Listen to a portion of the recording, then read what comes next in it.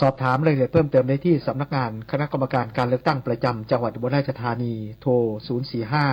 045-210-329 กรกฎภูมิ สวท อุบลราชธานี รายงานจบข่าวธราวุฒิวิชัยดิษฐ์อ่านรับฟังข่าวครั้งต่อไปเวลา 11 นาฬิกาครับติดตามข่าวที่นำเสนอไปแล้วได้ที่ www.thainews.prd.go.th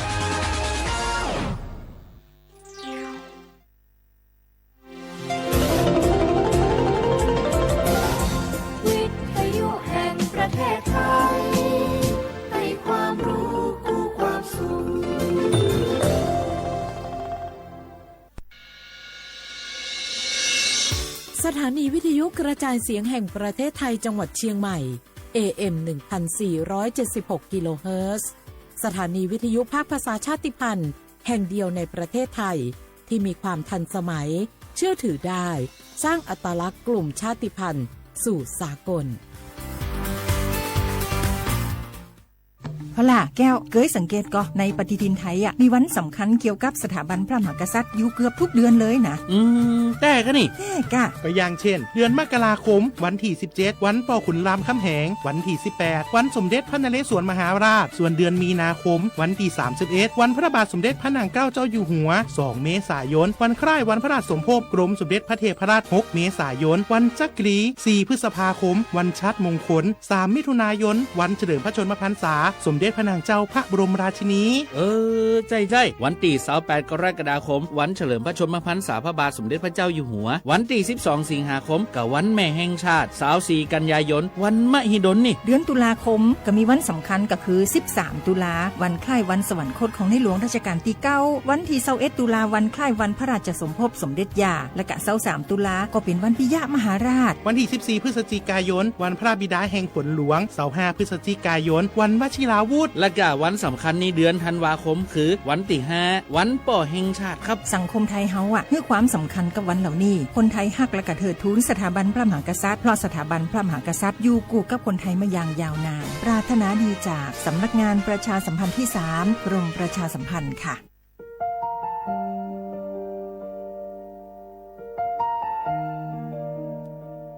ขอน้อมเกล้าถวายอาลัยสมเด็จพระพันปีหลวงพระแม่แห่งแผ่นดินผู้ทรงเมตตาเหนือเกล้า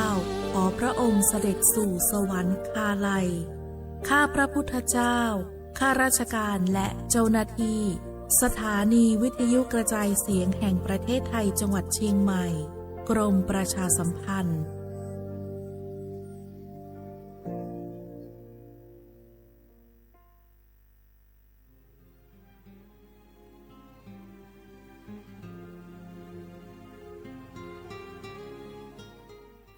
This is a moment of profound grief for the Kingdom of Thailand. The collective voices of Radio Thailand Chiang Mai, join the Thai nation in mourning the passing of our beloved Queen Martha, Her Majesty Queen Sirikit. Her life was a testament to the unwavering service, grace, and deep love for the Thai people. Our humble condolences and thoughts are with His Majesty the King, the royal family, and all the Thai people during this deeply sorrowful time. We will remember her forever.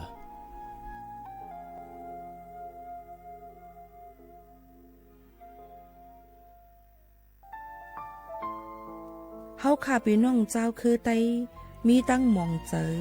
อันเจ้านางหอคำสมเด็จพระนางเจ้าสิริกิติ์พระบรมราชินีนาถพระบรมราชชนนีพันปีหลวงไล่เข้าสวนหมักฮักคำนนเพกว่าย้อนสู้เก่าตึงปันเฮาวิเย็นขวัญเงาเจ้าเฮาขาหอดถึงตีสุคติกัดเย็นเสกำเฮาขาพี่น้องก้นคือไต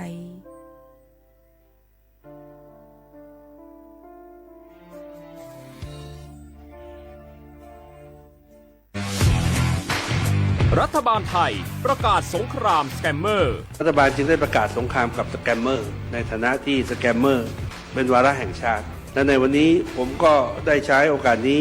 มารายงานความคืบหน้าและเน้นย้ำถึงสิ่งที่เราต้องร่วมกันทำต่อไป รัฐบาลได้จัดตั้งคณะกรรมการอำนวยการป้องกันและปราบปรามอาชญากรรมทางเทคโนโลยีขึ้นมา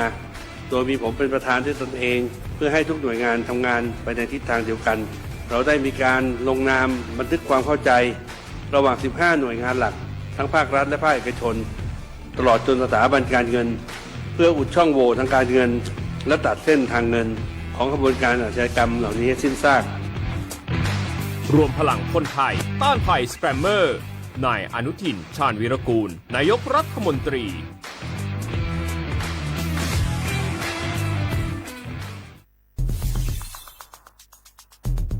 แค่ 3 ปีความเสียหายจากอาชญากรรมไซเบอร์ของคนไทยพุ่งทะลุถึง 94,000 ล้านบาทหรือเฉลี่ยปีละ 30,000 ล้านบาททุก1ชั่วโมงเราเสียเงินกว่า 3.4 ล้านบาทให้กับมิจฉาชีพออนไลน์โจรไม่เห็นใจคนอาชีพไหนอายุเท่าไหร่สถานะทางการเงินแบบใดหมอพ่อค้านักธุรกิจ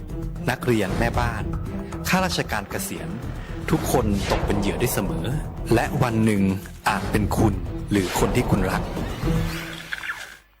เพราะจุดอ่อนร่วมของเหยื่อคือความเร่งรีบขาดสติหรือแม้แต่บางครั้งก็เกิดความโลภจนเกินไปอย่าปล่อยให้การกดคลิกเดียวลิงก์เดียวทำให้โจรยิ้มกว้างวันนี้ถึงเวลาแล้วที่คนไทยทุกคนจะต้องร่วมมือกันสร้างภูมิคุ้มกันอาชญากรรมไซเบอร์ช่วยกันหยุดก่อนที่ภัยไซเบอร์จะทำให้คนที่คุณรักและตัวคุณเองกลายเป็นเหยื่อ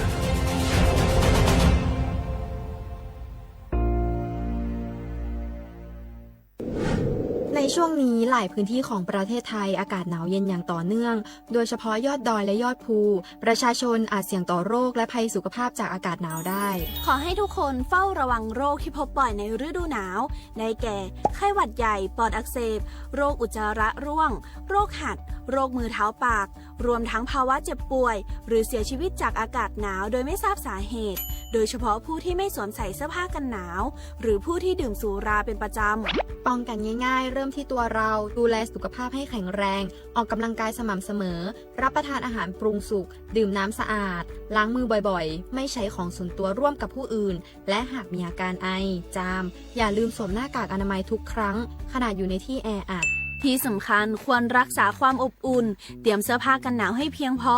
งดดื่มเครื่องดื่มแอลกอฮอล์เพื่อความปลอดภัยในช่วงอากาศหนาวนี้ดูแลสุขภาพให้แข็งแรงตลอดช่วงฤดูหนาวนี้กันด้วยนะคะ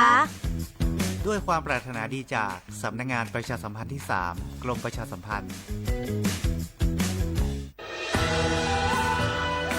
จากศาลากลางจังหวัดน่านหลังเก่าพัฒนาสู่การเป็นศูนย์การเรียนรู้นันทศิษย์ป่าคารโดยมูลนิธิรักป่าน่านนับเป็นพระมหากรุณาธิคุณที่สมเด็จพระกนิษฐาธิราชเจ้ากรมสมเด็จพระเทพรัตนราชสุดาสยามบรมราชกุมารีได้พระราชทานนามนันทศิษย์ป่าคารอันหมายถึงอาคารแห่งความรู้ทุกแขนงของจังหวัดน่านภายในประกอบด้วยห้องนิทรรศการเฉลิมพระเกียรติรัชกาลที่ 9 แสดงพระราชประวัติและพระราชกรณียกิจของพระผู้ทรงเป็นพลังแห่งแผ่นดินและต้นแบบของความเพียรรถพระที่นั่งอนุสรณ์แห่งการเสด็จเยี่ยมราษฎรในถิ่นทุรกันดารทั่วทุกภูมิภาคของไทยพิพิธภัณฑ์ศาลากลางจังหวัดน่านความทรงจำของอาคารหลังเก่าและการอนุรักษ์สิ่งสำคัญของเมืองน่านเทคโนโลยีกับมนุษย์จุดประกายความคิดสร้างสรรค์สู่การสร้างนวัตกรรมในอนาคตน่านซิมูเลชันแนวทางจัดการขยะที่ยั่งยืนเพื่อตระหนักถึงผลกระทบต่อสังคมเศรษฐกิจและสิ่งแวดล้อมห้องสมบัติน่านย้อนรอยสู่อดีตและความรุ่งเรืองของนครน่านผ่านเงินตราเครื่องเงินและผ้าทองเปิดให้เข้าชมฟรีไม่มีค่าใช้จ่ายตั้งแต่เวลา 9 นาฬิกาถึง 17 นาฬิกาหยุดทุกวันจันทร์และวันนักขัตฤกษ์มาร่วมอนุรักษ์สืบสานสร้างสรรค์ศิลปะวัฒนธรรมและวิทยาศาสตร์ของเมืองน่านคุณค่าที่น่าภาคภูมิใจ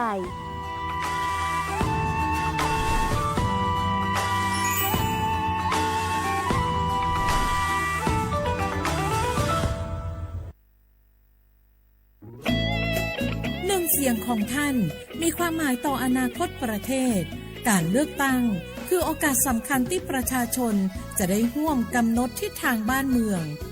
ขอเชิญชวนพี่น้องประชาชนผู้มีสิทธิ์เลือกตั้งทุกท่าน ออกไปใช้สิทธิ์เลือกตั้งปี 2569 เลือกคนดีเลือกผู้แทนที่ตั้งใจทำงานเพื่อประโยชน์ของประชาชนบดีปล่อยให้เสียงของท่านเงียบหายเพราะประชาธิปไตยเริ่มต้นที่การไปใช้สิทธิ์ร่วมกันไปเลือกตั้งอย่างพร้อมเพรียงกันวันอาทิตย์ที่ 8 กุมภาพันธ์ 2569 8 โมงเช้าถึง 5 โมงแลงใช้สิทธิ์ใช้เสียงเพื่ออนาคตของประเทศไทย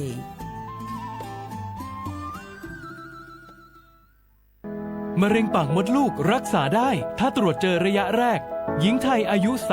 30-59 ปีวันนี้รีบใช้สิทธิบัตรทองตรวจมะเร็งปากมดลูกได้ไม่เสียค่าใช้จ่ายติดต่อสถานพยาบาลในระบบบัตรทองหรือจองคิวตรวจผ่านแอปเป๋าตังค์เลือกกระเป๋าสุขภาพหรือขอรับชุดเก็บสิ่งส่งตรวจมะเร็งปากมดลูกด้วยตนเองที่ร้านยาและคลินิกการพยาบาลสอบถามเพิ่มเติมสายด่วนสปสช1330ตลอด24ชั่วโมง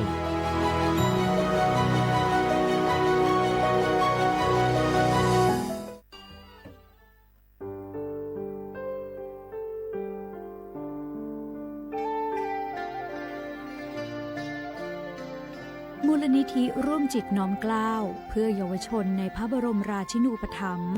ขอเชิญชวนผู้มีจิตศรัทธาทุกท่านเข้าร่วมบรรพชาอุปสมบทหมู่93รูปเพื่อน้อมรำลึกในพระมหากรุณาธิคุณและถวายเป็นพระราชกุศลแด่สมเด็จพระนางเจ้าสิริกิติ์พระบรมราชินีนาถพระบรมราชชนนีพันปีหลวงผู้ทรงพระคุณอันประเสริฐองค์พระบรมราชินูปถัมภ์มูลนิธิร่วมจิตน้อมเกล้าเพื่อเยาวชนจึงขอเชิญชวนบุคคลที่มีอายุ20ปีขึ้นไปร่วมอุปสมบทหมู่ระหว่างวันที่27กุมภาพันธ์ถึง9มีนาคม2569ณ วัดเทพประธานอธิพรอำเภอสอยดาวจังหวัดจันทบุรีทั้งนี้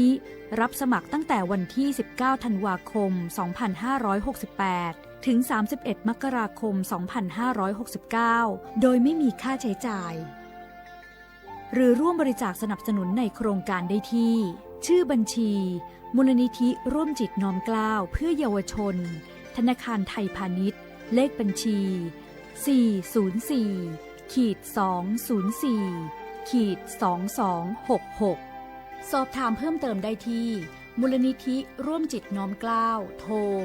08-04-24-2439และ08-5114-8900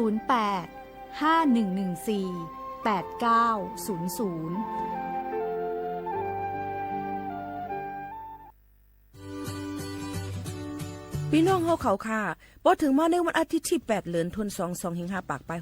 69พี่น้องเฮาเขาจะเจออันเลยเป็นเจอคือไทยสัญชาติไทยเย้าอย่าไปลืมก่อยหย่อนเนแคบกลางเจอกว่าเลือกตั้งอองตีมีจื้อเฮาขานั่นไหนค่ะข้าวย่ำ8:00 นกลางในต่อถึง5:00 นไว้วันค่ะอ้อคักตอนง่ายๆค่ะเตเจอวัดไว้กับตัวอันเดียวกุ้ย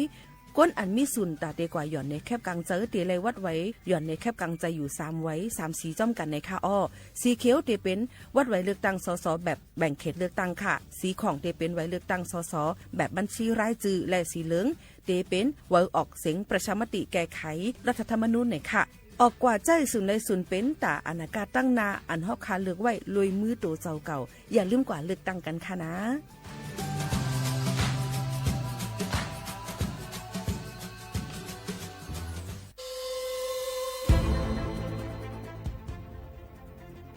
ย้อนผิดหมอกพี่น้องเขามาโฮมเป็นจุ้มเหลียวกันดังเจดอนเก้งใหม่โฮมกันแกลิดปัญหาไฟไหม้ป่าเถินหมอกก้อนก้องก้อนโมและฝุ่นเล็กๆ PM 2.5 ค่ะสั่งว่าโชพันไฟไหม้กับสืบกว่าตึงลาดไลตีอองตีแกลิดปัญหาไฟไหม้ป่าเถินและหมอกก้อนเจดอนเก้งใหม่หมายโฟน0531128808ในค่ะอ้อเจดอนเก้งใหม่ค่ะออกปักเปิงหมายมีเฮกังแกลิดปัญหา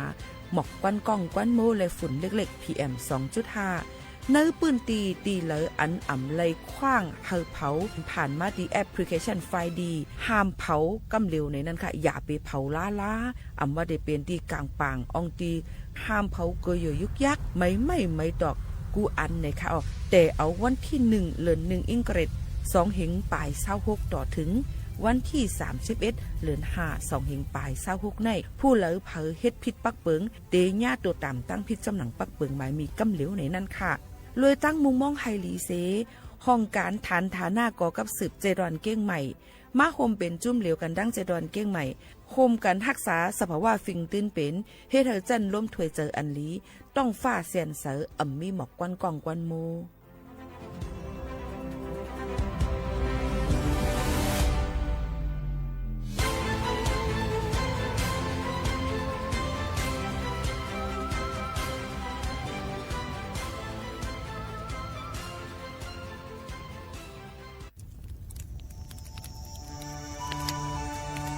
จ่องหู้คาหือก้อนโมก้อนไฟอันเผาอยู่ตีกลางป่างนั่นอ่ำเลยหายกว่าตั้งเลยมันเตเป็นฝุ่น PM 2.5 เสขึ้นมาเฮ็ดให้ป้ายอยู่ลีเฮาคาขึ้นในคาออลองลดย่อมปัญหาจังไหนในอ่ำหยาบค่ะเงื่องแวอ่ำเผายุกยักเหมือไม่ต้นเยอต้นเข้ากับในให้ในสวนเฮาเปลี่ยนมากองไว้จ้อมกันเสเฮ็ดเป็นฝุ่นสภาวะ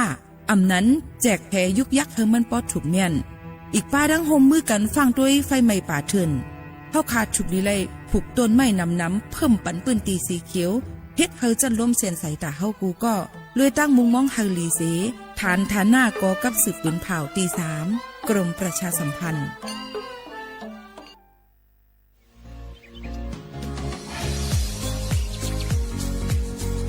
จ้อมหนังเปิงมติครม.มือวันที่29เดือนธันวาคม2สิงหาคมไป67เฮาฮิปเน็ตแกลิดปัญหาสถานะและสัญชาติคนอันอยู่ตั้งเมืองจึงไทยจอมาตรา17นั่นตอนตาพี่น้องเฮาเขาอันเข้ามาอยู่ตั้งเมืองไทยหึงนั้นและมีไว้เขาจอมเปิงเฮากว่ายืนย้อนสถานะต่างดาวเขาเมืองถูกแม่นจอมเปิงไล่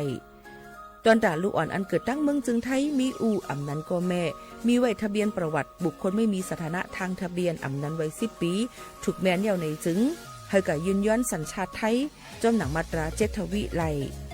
พออยู่ตั้งกรุงเทพมหานครกว่ายืนไลติสำนักบริหารการทะเบียนกรมการปกครองพออยู่ตั้งต่างเจตวันในจึงกว่ายืนไล่จอมหนังวัดไว้อันเปิ้นออกปันเฮาคานั่นเข้าย้ำเหตุการณ์จอมหนังหลงปองจึงต่อพอถึงวันที่29เดือน6 2สิงหาคมไป69ค่ะ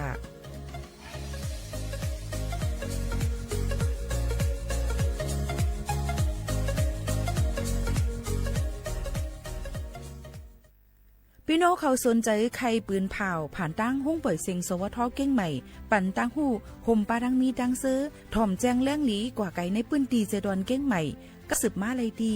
สวทเก้งใหม่หมายฟ้น053-276-068และ092-246-8579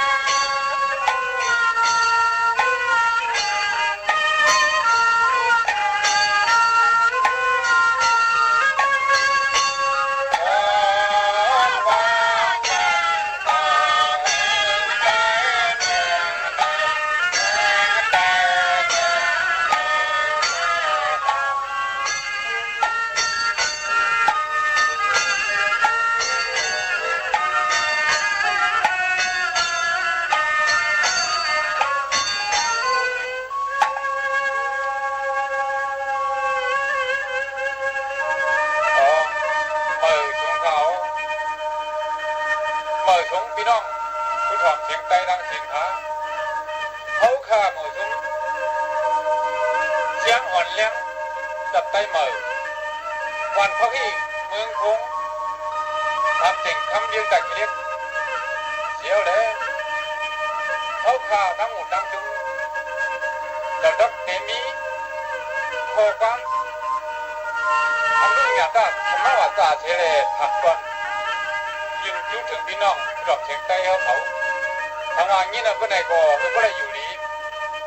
มีเงินขึ้นอย่ามาชมกูก็เสียครับในจิบโจกันให้เขาเลี้ยงเงินใจบ้างนั่นความเลยที่ว่าเธอเลี้ยงลักไว้ได้ดอกขึ้นเยอะในทำงานไม่ดีปู่ในก็หลุกจ้องอีย่อมในก็มีเฉยเฉยฟังกว่าที่กังเขาลุงว่า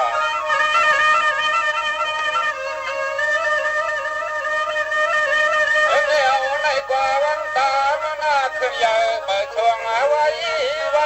คือแป้นเฮากระปังนำมา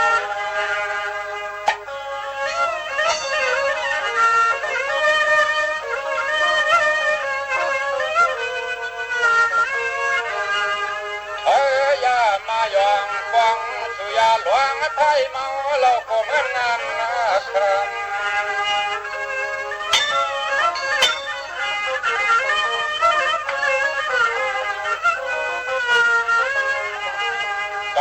ว่าขาเสียงตั้งเจอยันเกิดตั้งเมื่อเผยถูกเหลี่ยมหลังชัดเหลี่ยมรัก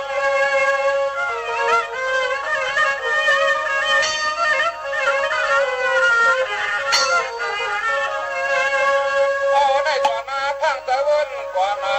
เอ๋ยย้อนวนขึ้นหน้าอยู่คู่เงือกนะ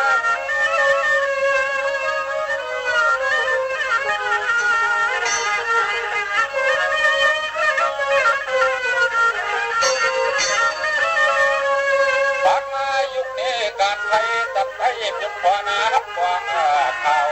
บังตัดเสือเมืองถูกกับ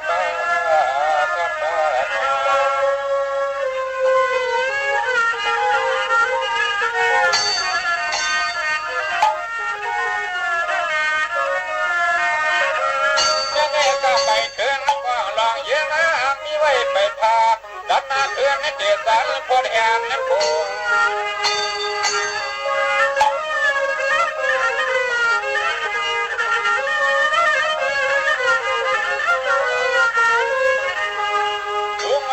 ไปเสือขาเรื่องเมืองเรื่องไปอย่าลดก้อย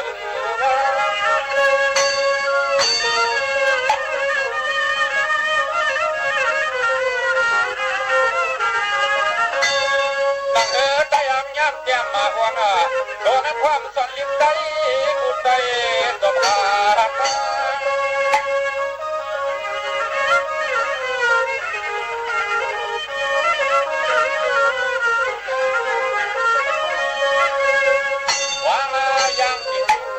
มาพวงกว่าเพียงเกิดใจเลยขึ้นหน้าขึ้นเลี้ยงลีนั่ง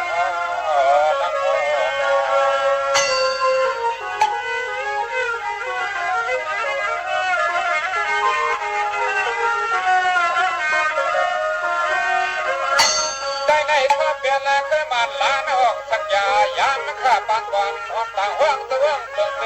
เบิ่งลูกใจอับยันเบิ่งตานี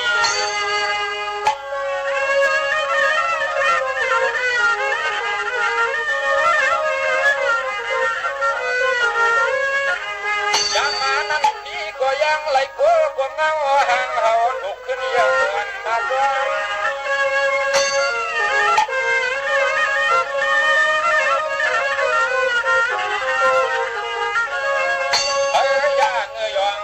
ถูกมาจับมาขึ้นมาบนจึงมาควานวางยังเกิดมา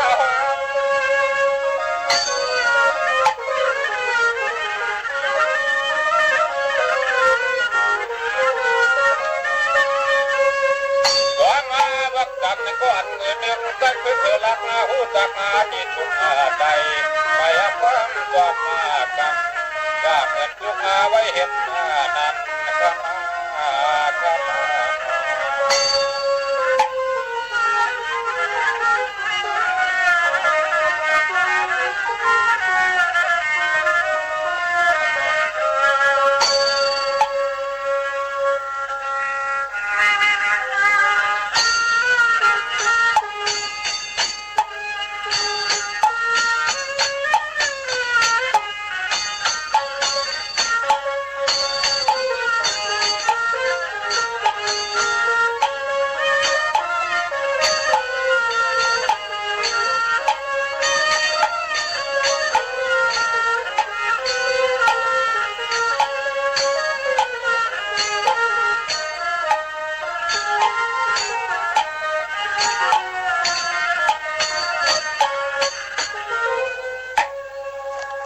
มือซุ้งค่ามือซุ้งพี่น้องพุงยินถ่อมเสียงใต้ตั้งเสียงกูก็กูเกินค่ะทบกันเนอตอนการภาษาความใต้ที่ห้องปล่อยเสียงสวทเก้งใหม่ AM 147 กิโลเฮิรตซ์ค่ะ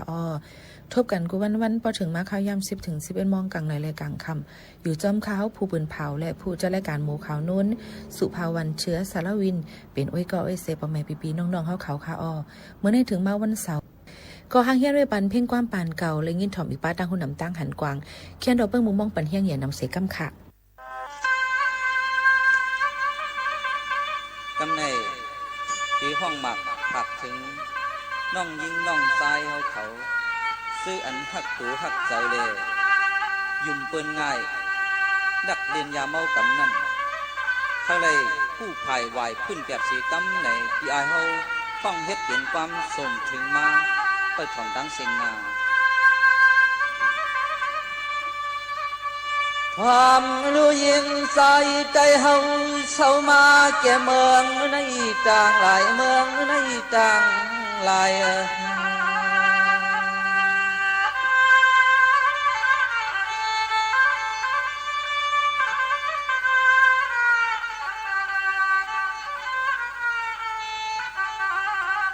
ปีเตย้อนหมอกหลัดเก็บมัดตองใหม่ใส่ขย้อนหำชีลองนี้ลองไล่น้องยิงน้องใจไว้หายามิงเมา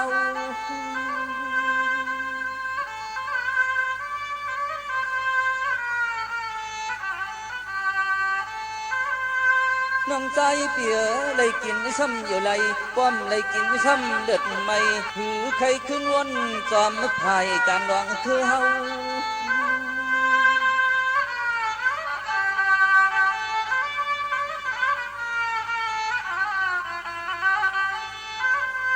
เมียวเปิ้นเฮ็ดให้ลืมหวานเมืองสักเคอเลภาษาเหมือนเจังเฮาสิยอกามาสิบมาแก้มเฮาโดเจียวหลักแหลมยาวนา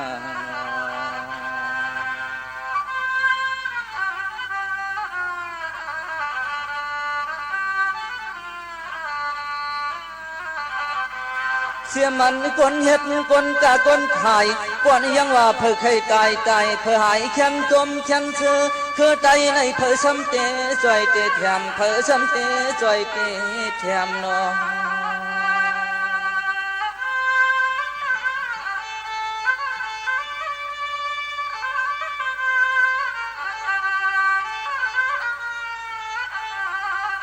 สามวันเตยลูปานสักตันแต่โลกาเฮลาติจานันจากกุความหึงยาว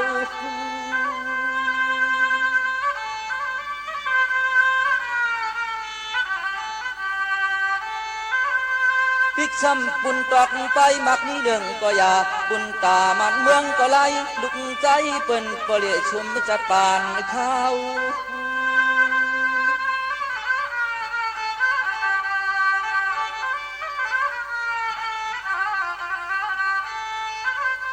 เมียวในมันจางมีบทไปอะไรตอบแจมเตอเจอลูกป่าลานเขาโดขึ้นไล่การเย้านา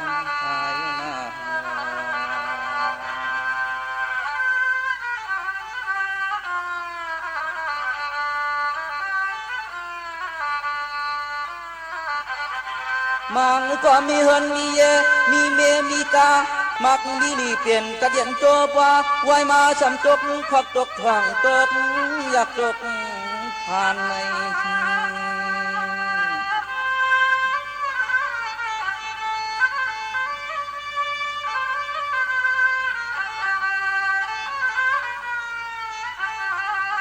เพื่อว่าหาลองไปมักมีฉากโลภะการที่เนื้อโลกโลกามีเรื่องนำกูต่าง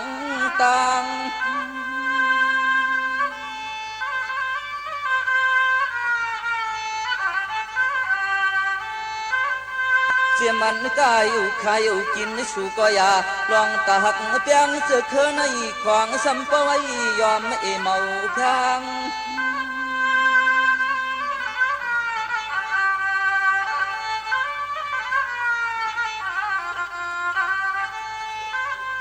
เขาความกันไว้วางลองลัดเสียนต่างอย่างอำชาเขาอย่าจอยไว้ป้าอย่าก่อนความเ เขาอย่าจอมเด็บจอมตอมเยาวนา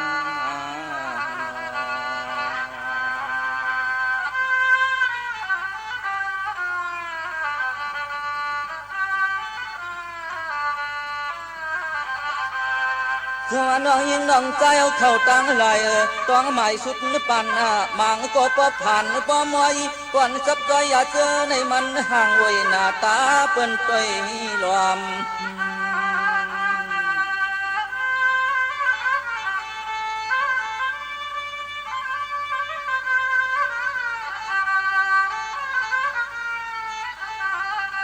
อย่าทางว่าเตจางปีหนึ่งแขนยอมรวมอยากใจแก้มกังคงข้างลูกเปลี่ยนมา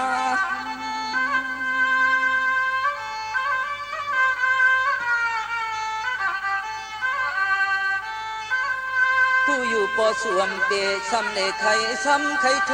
ยินโตลายไตง่ายแขนฉุกใจเปิ้นอาลา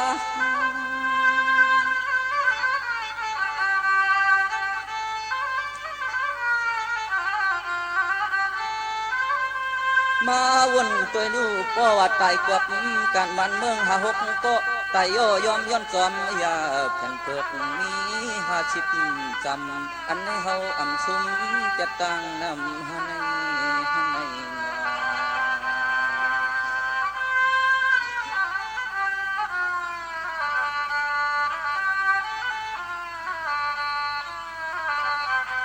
จังว่าสู่เก่าเฮาหักปากันเจียมันเคียงใน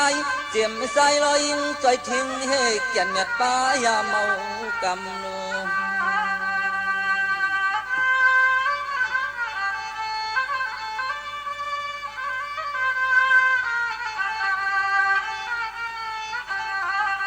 เฮาโลดจอยไหวขึ้นออกเปียดตั้งเชียงตั้งนำเชลเฮ็ดนำต้นปุ่นควันกาไปเชียงตั้งเฮา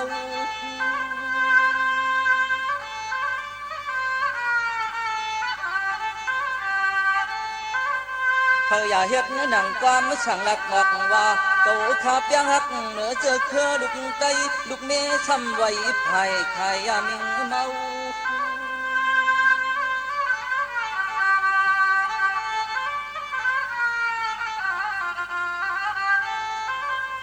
เพราะว่าบนเมฆกูเจอหน้าก็ใจฮักเธออยู่มันเปียงหยาดมกเปิดจุกเธอมีอะไรเจียวกว่างเจียวหูเลี้ยงเจอยัง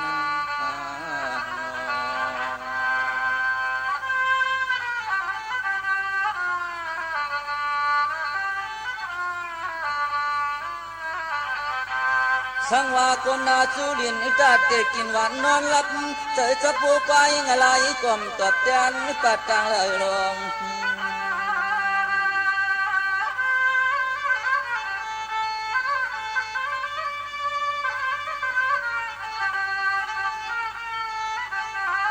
เฮาก็จึงเฮาป้อหูการลดกันเฮาป้อไว้วางเส้นต่างเก่าเฮาปลังมา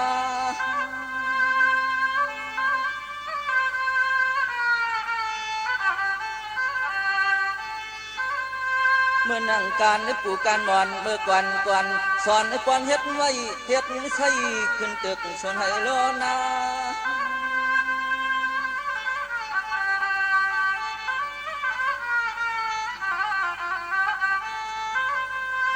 ย้อนหลดป้ากูนำกูนี้ลองเทอันเตลีตัง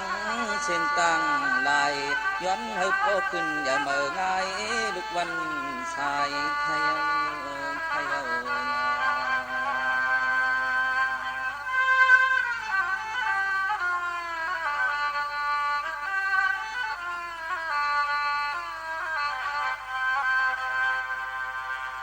อ๋อค่ะเพ่งความปันกับพี่ไส้อ่องเต้งค่ะในซุ้มจะแซงหมอกก่อนใต้เฮาคาไหลห้องไว้ฝากดอนจูถึงพ่อแม่พี่น้องผู้ถ่อมเฮาเขาคือก็คือก้นตั้งหมดตั้งสิ่ง กูปันกูเส้นอะไรอยู่ในค่ะหมักถึงเกี่ยวกับเรื่องลองยาเมากับมือกูปอกได้ก็มืออ่อนตั้งได้ก็มีเฮิรนวิ่งรถมีกากันอยู่ถึงนานๆมาเนี่ยอีสังก็มีปลายว่าสึกโคตัวเศร้าเก่ากา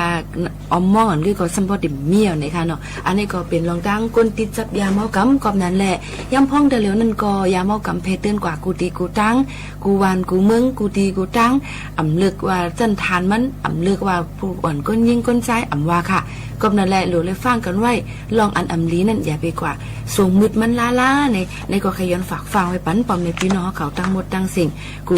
ก้นตั้งหมดตั้งสิ่งอยู่ค่ะนะ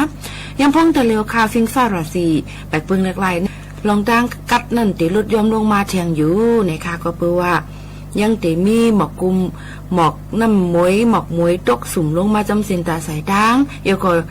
ปืนตีอันอยู่ที่สูงนั่นอ่ำว่าลอยอินทนนท์อ่ำว่าลอยปุ้ยอ่ำว่าดังอยู่ที่สูงๆนั่นมันก็ติดกัดลงมาเท้าแห้งแข็งเหมือนกันค่ะรูล้อมด้วยถึงป้ายอยู่ลีโตเจ้าเก่าหรือนั่นก็รูล้อมด้วยถึงตัวสัตว์อันนั้นค่ะเล่งไว้นั่นจอมเลยพักเยนั่งเกี่ยวว่าค่ะเพราะเป็นกัดปนตีมังเมียวเนี่ยมันอ่ำเก็ดกัดขนาดก็จังลู่จังตายกว่าเลยเหมือนกันก็ย้อนฝากฟังให้บรรเจ้าให้เจ้าสนเจ้าหน้าเขาตั้งหมดตั้งเสียงตีกัดก็ตีหลุดยอมลงมาแทงให้เธออุ่นตัวอุ่นเจอจอมค่ะนะกับนั้นแหละมาฝากไว้บรรพอแม่พี่น้องเขาเจอหนังในจอมค่ะเพราะเป็นข้าวกัดเจ้าหนังในก็กำนำในข้าวขาดเด็กก็พื้นก็ไผ่เหี่ยวก็อ่อมกันใกล้กาเพราะว่าเขาขาดตีรับตีนอนเลยสังเด็กก็ให้สังเสริมมากุลมันมาผัดมาเป่ากูจังล่ามกว่ากูจังใหม่กว่าไรลองไรอันกับนั้นเลยหรือเอาน้ำนั่นขึ้นมาหดไผ่นั่นจอมไหนค่ะเหมือนกันค่ะคนนะคะก็เหมือนกันค่ะนะเปิ้นปูเท้าก้นเก๋เขาเพราะว่าแต่ปังมิงกบกูกันคอปันป้อนอ่อนลีผู้ใหญ่ก้นลงเขาในเปิ้นก็เตว่าเพราะก้อนหนึ่งเป็นไฟก้อนหนึ่งก็หรือเลยเป็นน้ำเนี่ยค่ะอย่าไปเป็นไฟหนังกันนะคะนั่นค่ะเนาะก็มาฝากตอนถึงกันเปิ้นก็ใครลาดว่าเฮาหมอคึงปองให้สั่งลองนาเฮิรนแต่ที่อยู่ซ่อมกันกว่ายินยาวข้าวหึงนั่นหรือเลยหมอเอากันว่าป้ากันเป็นเขาเย็นก็ป้ากันอุ่นในนั่นค่ะนะก็มาเขาก้อนหนึ่งก็จะเหลือใจไม่แทงก้อนหนึ่งก็ขึ้นมาเพิ่มแทงในตีเป็นไฟกุ้ยในนั่นค่ะก็นั้นแหละกูลองกูอันนั้นมันย้อนกูเป็นไฟไหนค่ะก็ไม่ค่ะมาวนสอนที่ว่าลองนำในเขาขามันก็ว่าห้อมรู้นำอำใจค่ะคนเฮาคาเนี่ยมนุษย์สาวค่ะสัตวะทั้งสิ้นหลุนนำเตว่ากุ้ยกะเพราะมันนำป่นตีนั่นเพียวอาลาเฮ็ดให้เป็นน้ำท่วมน้ำนองนั่นจ่องมันเตลีค่ะอำลีนังเก่ากับนั้นแหละอีสังก็อย่าหลุกึ่งงามกันหลุอย่าไปวนสอนให้มันมาเป็นป้อน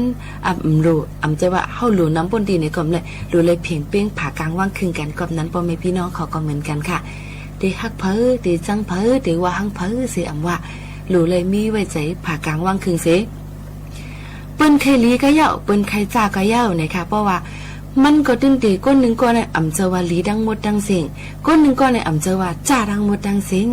อ่ำลีดังหมดดังเสียงอ่ำเจค่ะนะมันก็ตึงตีมีเลื่อนแกนมันอยู่ว่าคนก็นั่นมันอ่ำลีเสตาลองพ่อนลีอันมันเฮ็ดสั่งอันนั้น1 2 3 4มันก็ขับใหญ่ลงมาปั่นพ่อนลีเฮาขายอยู่เนี่ยกำนำพี่น้องแต่เฮาขานั่นป้อเปิ้นรวมเมี่ยวเนี่ยเต็กโจมให้เหยียบป้อคำลีนงกะคำตีนงกะอ่ำปันเปิ้นเลยออกมาพุดเลยเกิดมาใกล้ๆมีกันค่ะนะก็นั่นแหละอย่าไปเอาลองตั้งข้าวยามอิดอ่อนอีอ่อนก้อยสิมาจันกันตัวกว่าซึ่งหนังไหนเนี่ยค่ะใครฝากฟังให้ปันกำนำเป็นค่ะเพราะเปิ้นมากเปิ้นมีเปิ้นลำนี้เสตาก็อย่าเปิ้นเคยเป็นนั้นก็อย่าแล้วยุกยองเปิ้นเขานั่นลีเป็นนั้นมีเงินเขาก็ลำหนึ่งหนาในก็อำเจอนังเก่าเนี่ยค่ะหรือเลยไว้เจอผ่ากลางว่างคืนค่ะเขามีนั่นเขาให้อยู่เลยมีมาเขาคิดให้ติ๊กเต็งก้นวันก้นเมืองหิมีมาเขาเฮ็ดสั่งเลยมีมาเขากล้าขายเลยร้องตั้งสมัครชื่อว่าเขาเลยมีมาหรือเลยด้วยจอมว่าพรดีพรสะอันนี้อันจ้ามันมีไว้อยู่อำเจอว่าป้อเปิ้นมีก็ใจอยู่ค่ะไผมีเงินก็มันเป็นเจ้าไผมีเขาก็มันเป็นคุณเกค่ะเฮาค่าขึ้นหรือวนสอนได้แทงว่าอันเขามีเนื้อนั่นเขาเปกกินให้เด็กเตียงเขาจึงหืออันเขามีอยู่นั่นเขาเฮ็ดกันเลยลองตั้งอันถูกเมียนเฮมีอยู่5อันเขามีมักมีเงินค้ำอยู่นั่นเขาเฮ็ดจึงหือในถูกดีเลย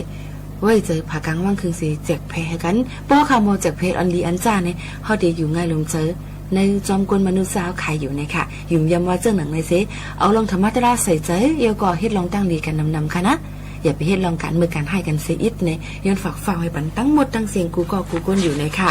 อยู่ซ้อมขายิ่งโมขานุ่นเสื้อหนังในก็ปีน้องๆเขาขานั่นกำน้ำกดตีลาดมาว่าเดี๋ยวเลยเฮ็ดซึ่งหือละก้นเขาขานั่นเกิดมาอ่ำเลือกอะไรหรือมันเป็นวดก่อนวันหลังนี่อย่าไปว่าค่ะวดกลางวันหลังนั่นวนว่าเขาเฮ็ดลีเหมือนไหนอำไรเมื่อไหร่มาพุกมาฮื้อมาเดี๋ยวเลยลีอยู่ อย่าไปวนว่าอันเล่ะเปิ้นเฮ็ดลีก็เฮ็ดลีมากก็คือกับได้ลีเฮ็ดจ่ายกับอย่าไปวนล่าๆไหนค่ะมึงก็ขยันฝากฟังให้ปันจ้อมยินชมเข้าใจค่ะพี่น้องเขากักสืบต้องตักกันเข้ามาปันแห่งเจอกันเดี๋ยวเป็นซึ่งคือก็ยาวขาขึ้นเด็ดถอมหน้าห้องไปเสียงเฮาขายอยู่ในปันแห่งเจอกันเข้ามาจังหนังไหนและแฮบสิงตุ้มย้อนจังหนังไหนก็เป็นพ่อลีดาผู้ซัดรายการก่อนหนึ่งในยาวไหนค่ะตอนจนถึงปอแม่พี่น้องเขาตั้งมดตั้งเสียงเนี่ยค่ะนะก็เป็นข่าวเงาลองเพกึ่งกลางอันอำไข่เปลี่ยนอันอำไข่ให้มันเปลี่ยนฉะนั้นก็ยังตึกมีมาอยู่เนี่ยค่ะป้อไว้เสียข้าวกระเดียวก็เดี๋ยวนี้เป็นข้าวใหม่ของใจค่ะหมอกวันกองกวนหมูอันเปิ้นเผาเยยาจ้อมให้จ้อมถึงจ้อมเหลือก็เตมีมาเพอันเฮ็ดแล้วค่ะเป็นดังเป็นลุ่มถวยใจก็เตมีมาน้ำก็หลุเลยตนกันเสือเจอเฮกกังไว้กูกนตั้งหมดตั้งเสียงค่ะถอมด้วยจึงปู่ตั้งหลู่ปู่ก้องค่ะนายก้องเนี่ยค่ะสุดถอมด้วยค่ะ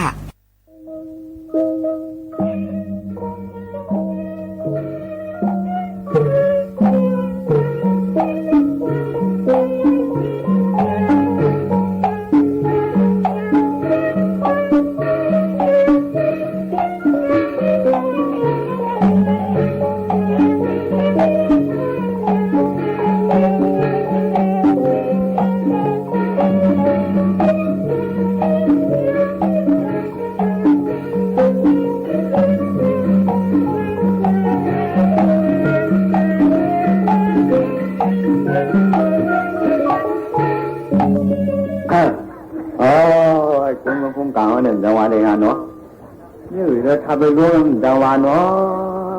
ถ้าใครรู้นี่ก็มีทางหายใจโฟนมีทางจังหวะจังหวะเนาะมันจะทำเลยขนาดเนาะข้าวขอเจ็บว่าจังหวะค่ะนี่ค่ะเนาะเมื่อไหร่ทำเป็นมือเป็นวันมันนะคะเนาะจ้าร้อยหนึ่งใช้โมเดลมีลงเกลือดังโมลงเกลือนั้นจังหวะเนาะต้องโมนะแล้วเขาได้จะโจนหนูเรียกคนเขาแล้วไม่ให้ขึ้นหนูมาทักกันที่7 จะได้กันเลยจ้าก็อะไรกันนะลองตาลองเกี่ยวลองมนเห็นหรือยังตาเห็นปอเห็นล่าไม่งาครับเลยว่าเขาว่าเหมือนไม่ต้องไม่หย่อนในวันในสุดแล้วขนาดนี้เนาะที่ถึงเมื่อกูไม่นอนขนาดนี้ถึงเมื่อเราอื่นเมื่อน่าลอยขนาดไม่นานแน่ยังกูเลยจ้องขนาดนี้กูเลยจ้องขนาดจังหวะขนาดนี้ขาดมาทางห้องคอยหางกันเนาะจะละผมปันมาค่ะเขาไม่ถึงเงินค่ะไม่ถึงเงินเหรอกันแต่ว่าเมียวในข้าวเขาก่อมพวกของขาดที่หึงคณะข้าเขาไม่เอา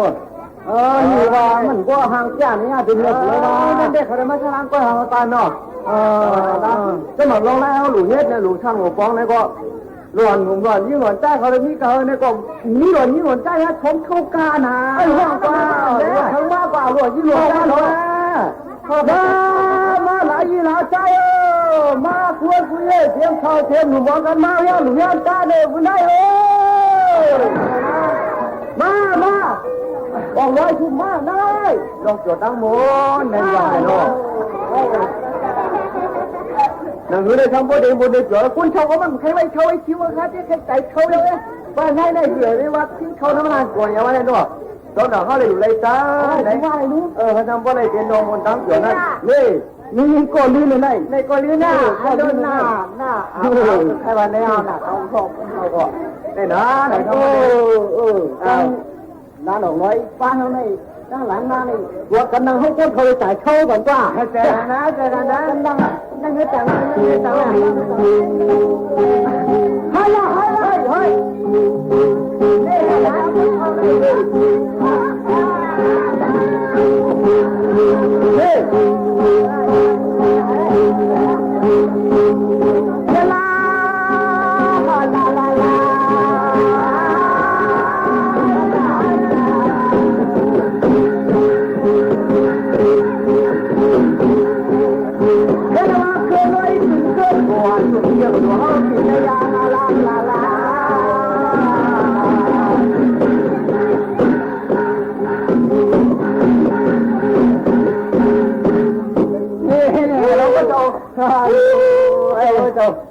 คือเดี๋ยวจะหันขึ้นร่วงยากันนั่นน่ะเหรอเดี๋ยวนะว่าเขามาเนาะจ้าก็หมายว่าเราบอกว่าตาเนี่ยนะเพราะว่าคุณขโมยโจรมุนตอนนี้เรื่องนะเดี๋ยวนั้นถูกเลยว่า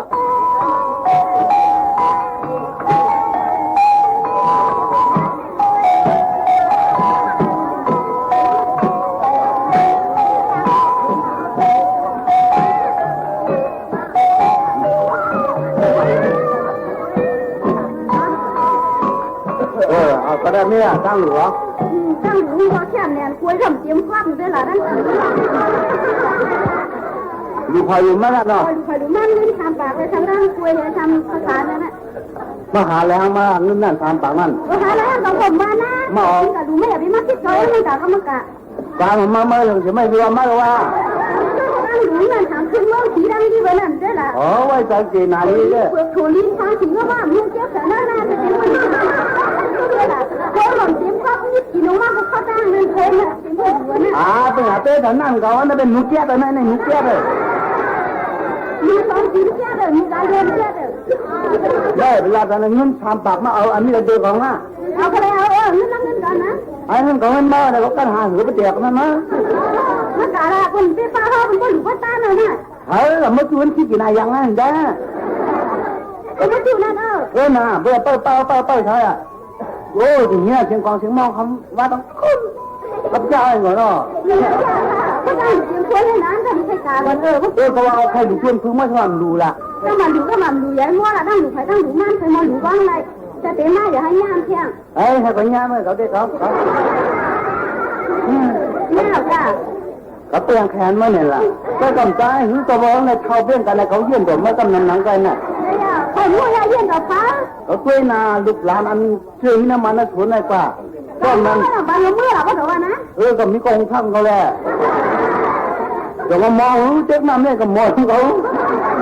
ก็เด็กน้ำหมอเขาเจ๊ถามมันปุ้งก็ถามดูมั่ง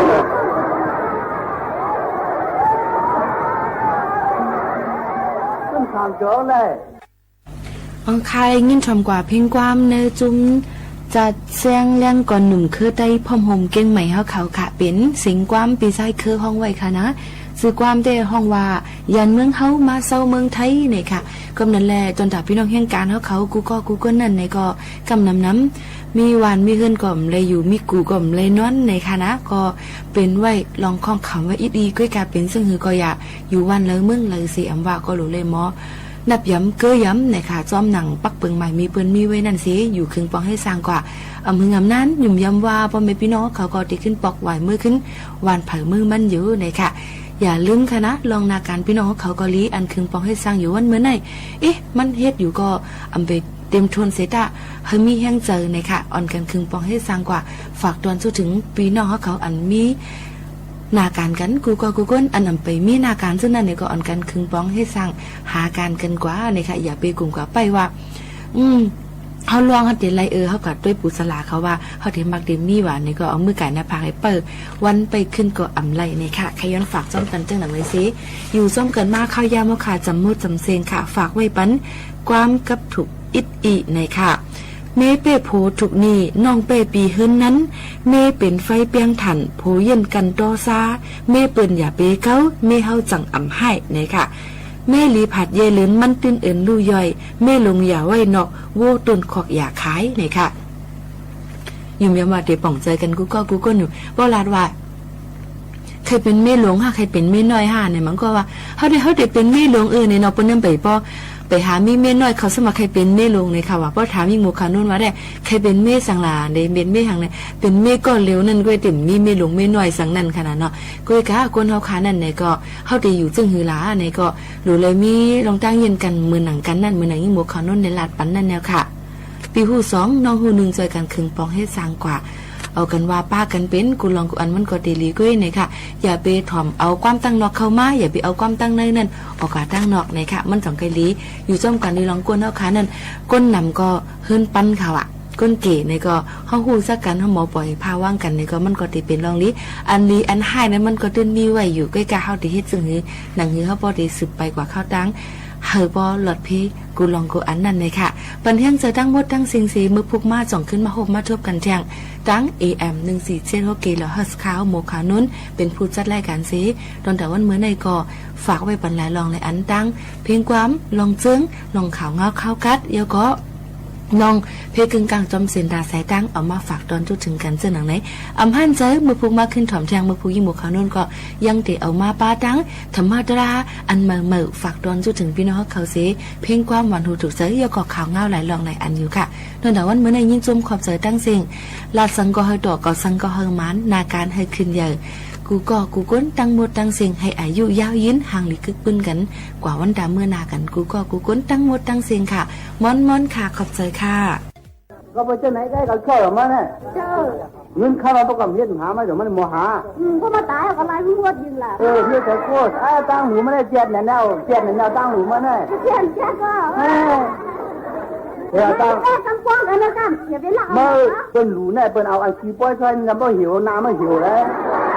เนี่ยนะจะเต็มมาบ่หิวไปเนี่ยถ้าแต่มึงไม่บอกว่ามันมีน้ำมันทำไมหิวกันขนาดนั้นนั่นแกก็เขาเลยมันเจ็บแล้วไม่ใช่เนี่ยทุกข้าตาลาดอย่าที่มาราหน้าเนี่ยมันรถไว้เลยเขาหน้าช้างกับผู้ยันนั่นคุยกับมีไอ้เจ้ามีอ่ะนั่นน่ะนั่นล่ะมีตัวนั้นน่ะคนนี้น่าถอยหัวมาได้ต้องเจ็บมืออยู่ได้ขี้ทิ้งด้วยล่ะ对了我ขี่รถมามั้งวะจะกินอย่างนั้นถ้าต่อที่เรื่องที่มันกว้างทั้งกล้วยล้นเปลือกมันเม็ดเลยเม็ดนั่นโลทางการไม่ได้จะน่าพังมากมันก็ไม่ให้จ้องน่าจะอ้ำโมยกเลยเนี่ยมาพวกก็ลีกันไทยมาพวกก็จ้ากันเนี่ยก็แล้วกันชวนนายอย่างนั้นก็เลยยังก็อารมณ์มันเลยยุ่งก็เลยโจ้ก็เลยกะอะไรมั่งนะเมื่อวันกับเมืองเก่าก็เลยว่าถูกเพราะว่าเขาขึ้นหยอกเนี่ยมันเหมือนขึ้นเทาขึ้นหนุ่มเยอะจ้ากาเชื้อชูกาเอาตั้งดูห้างดีกันตั้งเลยไม่ไปเชื่อตั้งดูก็เขาเรียกว่าหมอไล่กับกินกาดูที่ยังละนั่นฮัลโหลอันเป็นไหนเขายังมีมาใครหูมันกากินกาดูเป็นกันเลือกหนึ่งอันมาอันใดดีเป็นกันเลือกหนึ่งกูมึงตั้งยาบ้างฐานอะไรจังนั้นแต่มึงคุยยกมือจ้ามึงจะมึงคงไม่ยกไม่มาหรอกวะมันหนึ่งคนเหมือนมีละหลำละจีกันลาดเอาไปกามาเนี่ยเอาทางใครบัตเต้กวนใจละการแข่งได้เลยแข่งว่านั่งกินนั่งอยู่นั่งหลงมีกูปล่อยอะไรพวกนั้นใครรู้ก็สถานีวิทยุกระจายเสียงแห่งประเทศไทยและเครือข่ายทั่วประเทศเสนอข่าวต้นชั่วโมงรู้เร็วรู้จริงเกาะติดทุกสถานการณ์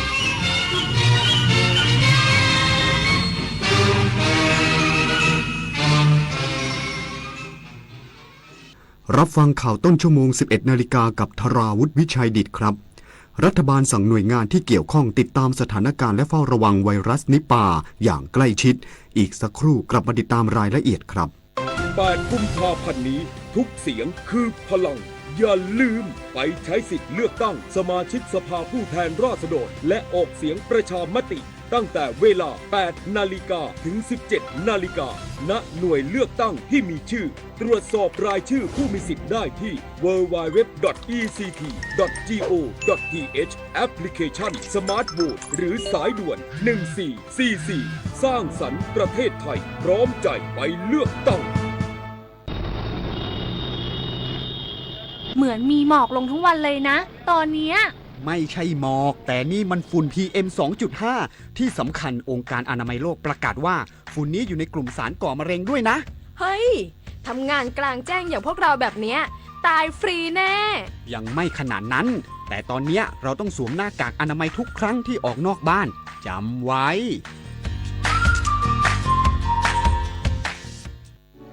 แสนอาลัยสมเด็จพระพันปีหลวงไทยทั้งปวงหมองหม่นก่นร่ำให้พระผู้เสด็จสู่ฟ้าสวรรคาลัยแนบดวงใจตามพระบาททุกชาติภพปวงประชาน้อมสำนึกในพระมหากรุณาธิคุณเป็นล้นพ้นอันหาที่สุดมิได้ข้าพระพุทธเจ้าคณะผู้บริหารข้าราชการและเจ้าหน้าที่สถานีวิทยุกระจายเสียงแห่งประเทศไทยกรมประชาสัมพันธ์เลือกตั้งทั้งทีต้องไม่ให้พลาด3 สี3 บัตรเข้าใจให้ครบก่อนเข้าคูหาสีเขียวเอาไว้เลือกตั้งสสแบบแบ่งเขตสีชมพูเอาไว้เลือกพรรคเลือกนโยบายที่คุณชอบและสีเหลืองเอาไว้ออกเสียงประชามติ1 เสียงของคุณมีความหมายต่อประเทศจำสีให้ได้ใช้สิทธิ์ให้ครบ8 กุมภาพันธ์นี้ออกไปใช้สิทธิ์พร้อมกันอนาคตไทยเริ่มจากการเลือกของคุณ รัฐบาลสั่งหน่วยงานที่เกี่ยวข้องติดตามสถานการณ์และเฝ้าระวังไวรัสนิปาอย่างใกล้ชิดหลังอินเดียพบผู้ป่วยเพิ่มขึ้นขณะนี้ประเทศไทยยังไม่พบผู้ติดเชื้อจึงขอให้ประชาชนอย่าตื่นตระหนกนางสาวอัยรินพันลิตรองโฆษกประจำสำนักนายกรัฐมนตรีเปิดเผยว่ารัฐบาลสั่งการหน่วยงานที่เกี่ยวข้อง